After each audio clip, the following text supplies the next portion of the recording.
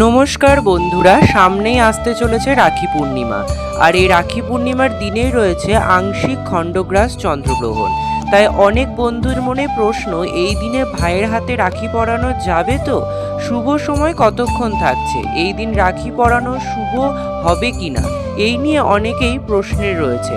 চন্দ্রগ্রহণ কখন শুরু হচ্ছে, কখন শেষ হচ্ছে, সূতককাল কতক্ষণ থাকছে, ভারত ও বাংলাদেশে গ্রহণ দেখা যাবে কিনা, গ্রহণ চলাকালীন কি করবেন, কি নিষেধ রয়েছে, গর্ভবতী মহিলারা কি কি সতর্কতা অবলম্বন করে চলবেন, সমস্তটাই রয়েছে আজকের ভিডিওতে। তো চলুন বন্ধুরা, আর দেরি না করে ভিডিওটি শুরু করা যাক। যদি আমার চ্যানেলে নতুন হয়ে থাকেন অবশ্যই চ্যানেলটি সাবস্ক্রাইব করে এবং ভিডিওতে একটি লাইক করে শেষ পর্যন্ত সাথে থাকবেন। আশা করি ভিডিওটি আপনাদের জন্য খুবই হেল্পফুল হবে। ভিডিওটি মূল পর্বে যাওয়ার আগে প্রত্যেক দর্শক বন্ধুকে জানাই শুভ রাখি পূর্ণিমা। কে কোন জায়গা থেকে দেখছেন বন্ধুরা ভিডিওটি অবশ্যই কমেন্ট করে জানাবেন।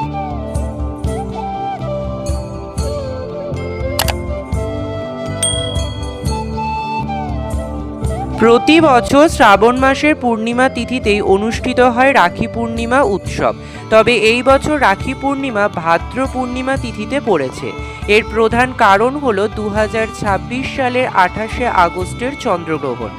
মানুষ কৌতূহলী গ্রহণের সময় বা তার আশেপাশে কি আদৌ রাখি পরানো শুভ হবে এই বিষয়টি জানার জন্য। তাই চলুন প্রথমে জেনে নেওয়া যাক যে এই গ্রহণের সময়সূচি কি রয়েছে। পঞ্জিকা অনুসারে রাখি পূর্ণিমার পূর্ণিমা তিথি শুরু হচ্ছে 27শে আগস্ট বাংলার 9ই ভাদ্র বৃহস্পতিবার সকাল 9টা 8 মিনিটে। পূর্ণিমা তিথি সমাপ্ত হচ্ছে 28শে আগস্ট 10ই ভাদ্র শুক্রবার সকাল 9টা 48 মিনিটে। এই পরিস্থিতিতে উদয়া তিথি অনুযায়ী 28শে আগস্ট শুক্রবারের দিন, এই দিনেই কিন্তু রাখি পূর্ণিমা বা রাখি বন্ধন উৎসব রয়েছে। এবারে চলুন জেনে নেওয়া যাক খণ্ডগ্রাস চন্দ্রগ্রহণের সময়সূচি কি রয়েছে।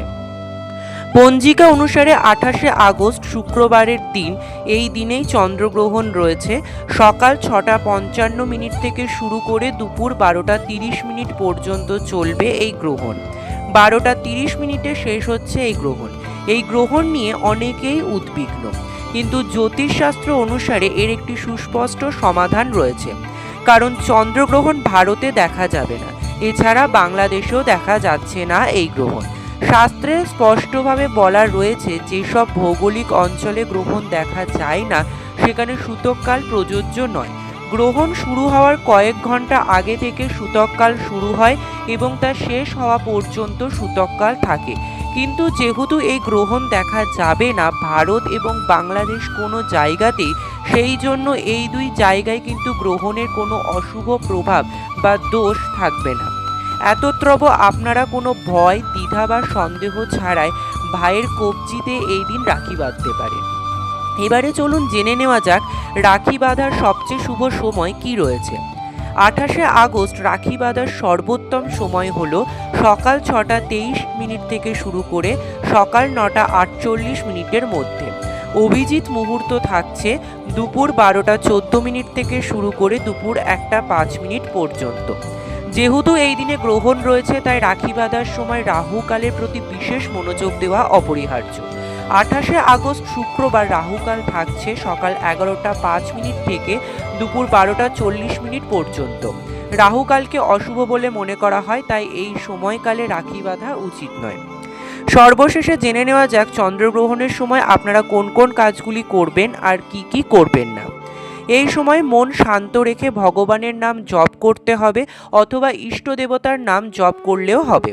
খাবারে তুলসী পাতা দিয়ে রাখতে হবে, পানীয় জলের পাত্রেও তুলসী পাতা দিয়ে রাখুন। গ্রহণ শেষ হলে পবিত্র নদীতে বা গঙ্গার জলে স্নান করুন অথবা বাড়ির জলে স্নান করলেও হবে। গরিব দুঃখীদের নিজেদের সাধ্যমতো দান করলে শুভ ফল মিলবে।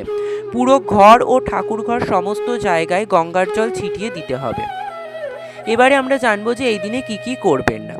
ধর্মীয় নিয়ম অনুযায়ী গ্রহণ চলাকালীন সময়ে রান্না করা বা কিছু খাওয়া নিষেধ। তবে শিশু, অসুস্থ ব্যক্তি এবং গর্ভবতী মহিলাদের জন্য কিন্তু এই নিয়ম নেই। এই সময় বিয়ে, নতুন ব্যবসা বা কোনো রকমের শুভ কাজের সূচনা করবেন না, শুভ কাজ করবেন না।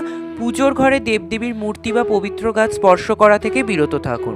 এই সময় ঘুমোনো বা অপ্রয়োজনে বাইরে ভ্রমণ করা উচিত নয়। এছাড়াও গর্ভবতী মহিলারা এই সময় কোনো রকম ধারালো জিনিস ব্যবহার করবেন না, যেমন ছুরি, কাঁচি, ছুঁচ ইত্যাদি। এছাড়াও আগুনের সামনে যাবেন না আর বাইরে ভ্রমণ করা এড়িয়ে চলুন। তো বন্ধুরা, আজকের ভিডিওটি এই পর্যন্তই। খুব তাড়াতাড়ি রাখি পূর্ণিমা এবং চন্দ্রগ্রহণের বিষয়ে ডিটেলসে ভিডিও নিয়ে আসছি। সেই সমস্ত ভিডিও দেখার জন্য অবশ্যই আমাদের এই চ্যানেলটি সাবস্ক্রাইব করে সাথে থাকবেন। আর এই ভিডিওটি যদি হেল্পফুল হয়ে থাকে বন্ধুদের মধ্যে অনেক অনেক বেশি শেয়ার করবেন। ধন্যবাদ।